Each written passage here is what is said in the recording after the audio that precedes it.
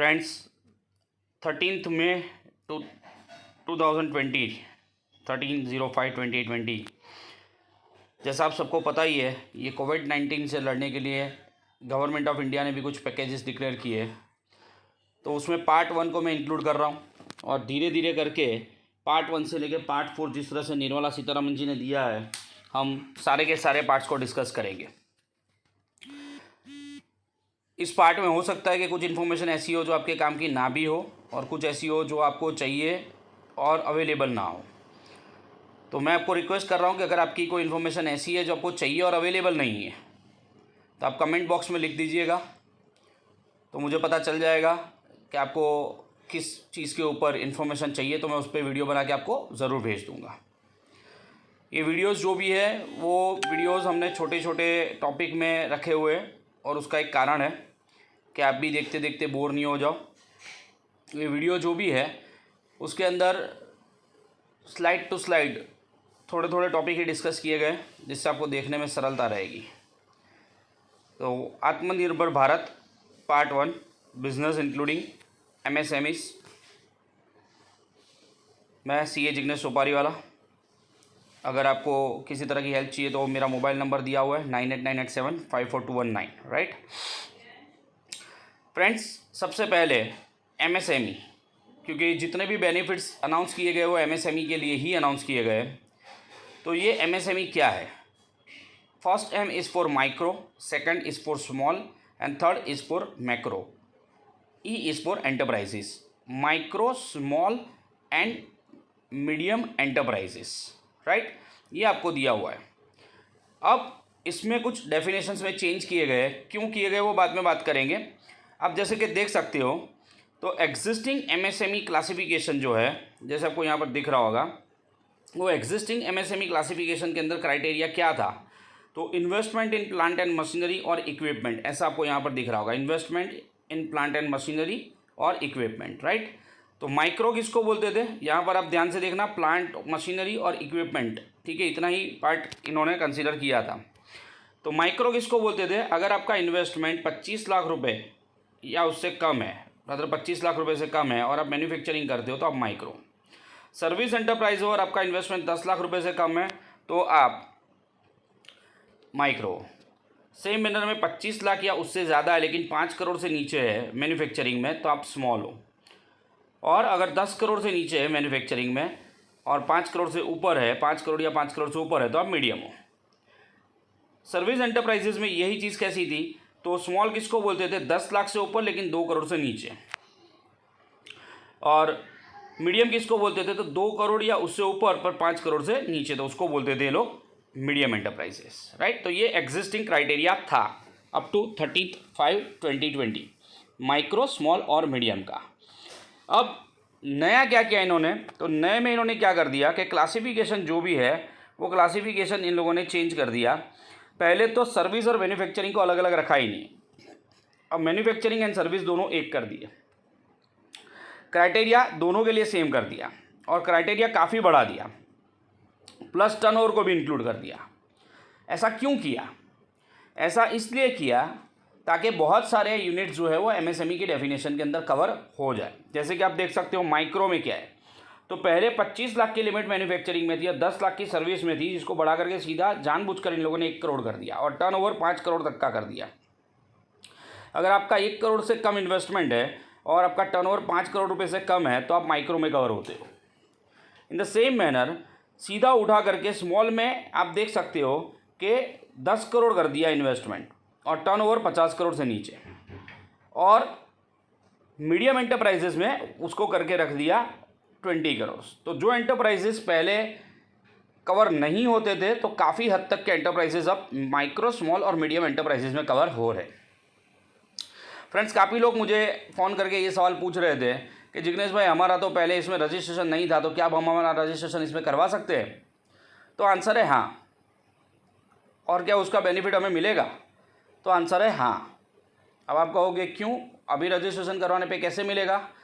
दोस्तों, उसका आंसर जो मैं हाँ बोल रहा हूँ उसका कारण यही है कि पहले अगर आप मान लो कि आपका इन्वेस्टमेंट जो था वो इन्वेस्टमेंट 12 लाख रुपये था, रादर 12 करोड़ रुपये था, तो आप ना माइक्रो में आते थे, ना स्मॉल में आते थे, ना मीडियम में आते थे। तो माइक्रो, स्मॉल या मीडियम में आप नहीं आते थे, पर अब क्योंकि वो टर्नओवर का लिमिट और इन्वेस्टमेंट का लिमिट बढ़ा दिया गया है, जैसे इन्वेस्टमेंट का लिमिट आप यहाँ देख सकते हो कि 20 करोड़ कर दिया गया है, तो in that circumstances you can understand कि अब आप इसमें कवर होते हो, राइट। तो अब आप कवर हो रहे हो, तो रजिस्ट्रेशन भी आप अभी ही करवाओगे, पहले तो अलाउड ही नहीं था। तो कोई भी एंटरप्राइजेस जो एग्जिस्टिंग एंटरप्राइज है, जिनका ऑलरेडी बिजनेस चल ही रहा है, मैं रिपीट कर रहा हूँ, मैं स्टार्टअप की बात नहीं कर रहा हूँ, एग्जिस्टिंग एंटरप्राइजेस जो चल ही रहा है और उसका टर्नओवर अगर 10 करोड़ से ऊपर था, ठीक है, तो वो अपना रजिस्ट्रेशन अब करवा सकता है, क्योंकि उसका इन्वेस्टमेंट 10 करोड़ से ऊपर था लेकिन 20 करोड़ से तो नीचे ही था। अब मान लो आपका इन्वेस्टमेंट 10 करोड़ से नीचे ही था पर आपने रजिस्ट्रेशन नहीं करवाया था, तो कोई फ़र्क नहीं पड़ता है, आप स्टिल रजिस्ट्रेशन करवा सकते हो और अभी भी आप इसका बेनिफिट ले सकते हो। इसके बेनिफिट्स क्या है क्या नहीं है वो मैं आपके साथ शेयर करने जा रहा हूँ, ठीक है। पर आशा रखता हूँ कि यहाँ तक आपको क्लियर हो गया होगा, ठीक है, कि माइक्रो, स्मॉल और मीडियम एंटरप्राइजेस किसको कहेंगे।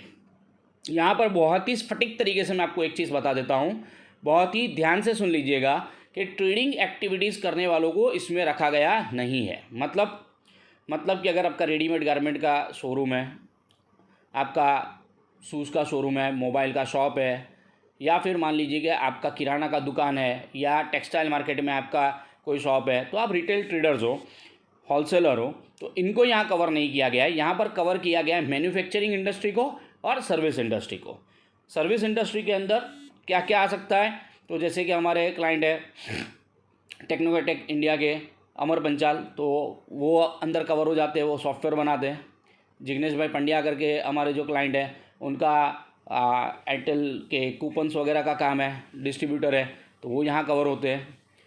लाइक इसी तरीके से जो हमारे दूसरे क्लाइंट है जो सिक्योरिटी एजेंसी सर्विसेज प्रोवाइड कर रहे हैं, तो वो यहाँ कवर होते हैं। Yes, they are definitely covered under MSME definition, manufacturing and service. अब आप में से किसी का सवाल हो तो सर अगर हम ट्रेडिंग कर रहे हैं तो हमको कोई बेनिफिट नहीं मिलेगा, तो हम उसको सेपरेटली दूसरे वीडियो में कवर करेंगे कि आपके लिए क्या बेनिफिट्स हैं, राइट। आशा रखता हूँ कि यहाँ तक की चीज़ आपको बहुत क्लियर हो गई होगी कि what is MSME, micro, small and medium enterprises, पहले क्या था और अब क्या है। Okay fine. तो अब एक स्टेप आगे बढ़ते हैं कि अगर आप माइक्रो, स्मॉल या मीडियम एंटरप्राइजेस में आते हो तो निर्मला जी ने आपको क्या दिया, आपको क्या फ़ायदे मिल सकते हैं। क्योंकि मैं बाहर काफ़ी लोगों का काफ़ी सुनता हूँ कि कुछ मिला तो है नहीं, लाइक दिस समथिंग। तो फ्रेंड्स इसमें दो चीज़ें हैं, जो जेन्युइन बिजनेस कर रहा है उसके लिए है, और जिनको खाली पैसा चाहिए उनको तो ऐसे ही मिलने वाला नहीं है। क्योंकि हमने काफ़ी बार देखा कि मुद्रा लोन में भी ऐसे प्रॉब्लम्स आते थे कि लोग पैसा तो ले लेते हैं लेकिन उसको या तो अपना पुराना कर्जा चुकाने के लिए यूज़ करते हैं जो उन्होंने कहीं से 2-3% ब्याज पे लिया हो, या फिर उसको रियल एस्टेट में इन्वेस्ट कर देते हैं, फ्लैट खरीद लेते हैं, लाइक दिस। एक्चुअली वो पैसा आपको इसलिए नहीं दे रहे, they are giving you money because ये कोविड-19 के अंदर 60 डेज़ तक आपका फैक्ट्री नहीं चला है, आपका बिजनेस नहीं हुआ है, आपके पास पैसा नहीं है, आप सप्लायर को पैसा नहीं दे पा रहे हो, आप अपने वर्कर्स को पैसा नहीं दे पा रहे हो, तो इस सिचुएशन में आप अपने आप को प्रॉब्लम में पाओगे। इस वजह से आपको टॉपअप लोन दिया जा रहा है। तो हम आगे बढ़ते हैं, ठीक है, कि आपको बेनिफिट क्या मिल सकते हैं। What is collateral free loan to MSME, जो बड़ा एक अनाउंसमेंट था 3 लाख करोड़। तो ये अनाउंसमेंट क्या है, देखो आप जैसे यहाँ देख सकते हो 3 लाख करोड़, ठीक है, 3 लाख करोड़ तक का आपको मिलेगा कोलेटरल फ्री। तो पहले तो हम बता दें कि what is the meaning of collateral. Collateral मतलब आप जब लोन लेने जाते हो तो आपको कोई ना कोई सिक्योरिटी कोलेटरल में देना पड़ता है। You have to put something to bank, आपको मॉर्गेज में कुछ देना है, उसके सामने बैंक आपको पैसा देता है। तो यहाँ पर निर्मला जी ने बोला है कि ये जो 3 लाख करोड़ रुपए का प्राविधान उन्होंने किया है उसकी गारंटी खुद गवर्नमेंट लेती है। वापस मैं रिपीट कर रहा हूँ, उसकी गारंटी खुद गवर्नमेंट ले रही है और उस पर आपको एडिशनल कोई फीस नहीं पे करनी है। जैसे कि आप यहाँ पर देखोगे no guarantee fees, no forest collateral, तो दोनों में से कोई भी चीज़ आपको पे नहीं करनी है और फिर भी गवर्नमेंट आपको बैंक से पैसा दिलाएगी, राइट। अब क्वेश्चन नंबर 1 जो न ऐसे सवाल मैं अंदर पुट कर रहा हूँ जो मुझे पूछे गए। नंबर 1, कौन सी बैंक ये लोन देगी, तो ये लोन किसको मिलेगा और कौन सी बैंक देगी, अब ध्यान से सुनिएगा। सबसे पहले तो आपका कोई एग्जिस्टिंग लोन चालू होना चाहिए और वो लोन होम लोन नहीं होना चाहिए। रिपीट कर रहा हूँ मैं अपने वर्ड्स, वो लोन होम लोन नहीं होना चाहिए। इस कैटेगरी में नहीं आता है, वो बिजनेस लोन की कैटेगरी है ये, राइट। तो आपका कोई लोन चल रहा है, बिजनेस कैटेगरी का लोन चल रहा है, तो आप इसके लिए एलिजिबल हो, इस 3 लाख करोड़ के पैकेज के लिए आप एलिजिबल हो। मीन्स एग्जिस्टिंग लोन होल्डर्स को ही ये लोन मिल रहा है, आपने कोई लोन नहीं लिया था, तो ये 3 लाख करोड़ के पैकेज में आपके लिए कोई लोन नहीं है। अगर आपका कोई लोन चल रहा है तो उस पर आपको लोन टॉपअप होगा, एक्स्ट्रा पैसा मिलेगा। कितना, अब ये क्वेश्चन है। तो यहाँ पर आप देख सकते हो up to 20% of the entire outstanding credit as on 29/2/2020। 29 फरवरी 2020 को आपका 29 फरवरी 2020 को आपका जो भी आउटस्टैंडिंग होगा उस आउटस्टैंडिंग का 20%, मतलब कि अगर आपका आउटस्टैंडिंग मान लीजिए एक बार के लिए 1 करोड़ रुपया है, तो उस 1 करोड़ के ऊपर और 20% 20 लाख रुपया वो आपको एडिशनल देंगे, जिसके लिए आपको कोई कोलेटरल सिक्योरिटी नहीं देनी है, कुछ भी अलग से नहीं देना है, कुछ भी नहीं मतलब कुछ भी नहीं, you are not anything, right, not a single thing, आपको चीज़ अलग से देनी नहीं है। सिंपल सा, वापस रिपीट कर रहा हूँ, 29/2/2020, राइट, 29/2/2020 को आपका जो भी आउटस्टैंडिंग होगा उसका 20% आपको एडिशनल लोन में मिलेगा। अब किसको मिलेगा, तो जिसका लोन अप टू 25 करोड़ होगा और जिसका टर्नओवर अप टू 100 करोड़ होगा, ठीक है। तो ये दोनों चीज़ें आपको ध्यान में रखनी है कि जिसका आउटस्टैंडिंग 25 करोड़, मतलब ऑलरेडी आपका लोन 26 करोड़ रुपया चल रहा है, तो आपके लिए ये स्कीम नहीं है। 25 करोड़ से नीचे या 25 करोड़ तक का आपका आउटस्टैंडिंग लोन है और आपका टर्नओवर जो है वो 100 करोड़ तक का है या उससे नीचे है, तो आपका जो भी लोन चल रहा है उसका जितना आउटस्टैंडिंग आपका 29 फरवरी 2020 को था उसका 20% आपको मिल जाएगा। क्लियर। अच्छा, उसमें अब क्या दिया हुआ है, loan to have 4 years tenure, 4 साल का पीरियड आपको रीपेमेंट के लिए मिलेगा और 12 महीने तक आपको किसी भी तरह का कोई भी प्रिंसिपल रीपेमेंट नहीं करना है। अब मैं वापस बोल रहा हूँ, प्रिंसिपल रीपेमेंट नहीं करना है, तो आपको इंटरेस्ट पे करना है। यस, यू हैव टू पे इंटरेस्ट पे करना है, आपको प्रिंसिपल पे नहीं करना है, यू हैव टू पे इंटरेस्ट, राइट। इसका 100% क्रेडिट गारंटी कौन देगा, तो इसका 100% क्रेडिट गारंटी गवर्नमेंट देगी। ये जो 20% आपको मिल रहा है उसका पूरा गारंटी कौन दे रहा है, गवर्नमेंट दे रही है कि इनको परेशान किए बिगड़ 20% टॉपअप आपको दे देना है। They are not going to ask you कि आपका प्रोजेक्ट कैसा है कैसा नहीं है, आपका टर्नओवर क्या हुआ, आपका जीएसटी का return etcetera etcetera, not like this, they have to give you, वो आपको दे देना है। तो ये कह सकते हो कि हैजल फ्री प्रोसेस है कि अगर आपका ऑलरेडी कोई लोन चल रहा है 29/2/2020 को और 25 करोड़ से कम का आपका लोन चल रहा है, 100 करोड़ के नीचे का आपका टर्नओवर है, मतलब कि आप इन शॉर्ट एमएसएमई में कवर हो रहे हो, तो इन दैट सर्कमस्टांसेस गवर्नमेंट आपको ऊपर से टॉपअप 20% दे रही है। 4 साल का मॉनिटोरियम पीरियड है तथा 4 साल का टेन्यर है, जिसमें से पहले 12 महीने तक आपको प्रिंसिपल रीपेमेंट तो नहीं ही करना है, या सपोज यू हैव टू पे इंटरेस्ट आपको पे करना पड़ेगा। तो आपका क्वेश्चन रहेगा कितना इंटरेस्ट रेट रहेगा, तो आपको पुराना जो लोन है उतना इंटरेस्ट रेट आपका रहेगा, राइट।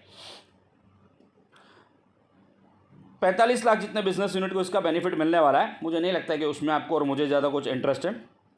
अगर आपको ये लोन अवेल करना है तो 31 अक्टूबर 2020 तक आपको इसके बारे में जो भी कुछ सोचना है वो आप सोच के बैंक के अंदर एप्लीकेशन दे दें। वापस मैं उसी टॉपिक को बोल देता हूँ एक बार, कौन सी बैंक, एग्जिस्टिंग लोन आपका जिस बैंक में चल रहा है वही बैंक आपको 20% टॉपअप देगी। वो एनबीएफसी होगी, तो अगर वो एनबीएफसी होगी तो भी कोई प्रॉब्लम नहीं है। एनबीएफसी मतलब जैसे इंडिया बुल्स हाउसिंग फाइनेंस हो गई, मुथूट फाइनेंस हो गई, लाइक दिस, ऐसी कोई भी जिसके पीछे बैंक नहीं लगता, that is what is NBFC, right.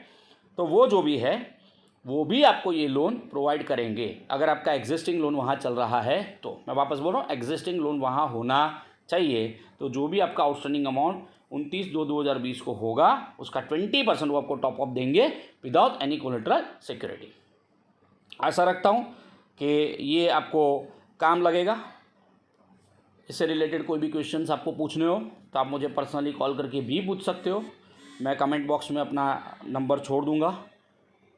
और नेक्स्ट वीडियो, क्योंकि मैं 15-15 मिनट से ज़्यादा की वीडियो बनाता नहीं हूँ, तो इसके बाद दूसरा कनेक्टिव वीडियो बनाऊँगा जिसमें और कुछ MSME से रिलेटेड इन्फॉर्मेशंस है, डायरेक्ट टैक्सेस से रिलेटेड इन्फॉर्मेशंस है, वो भी मैं शामिल करूँगा। राइट।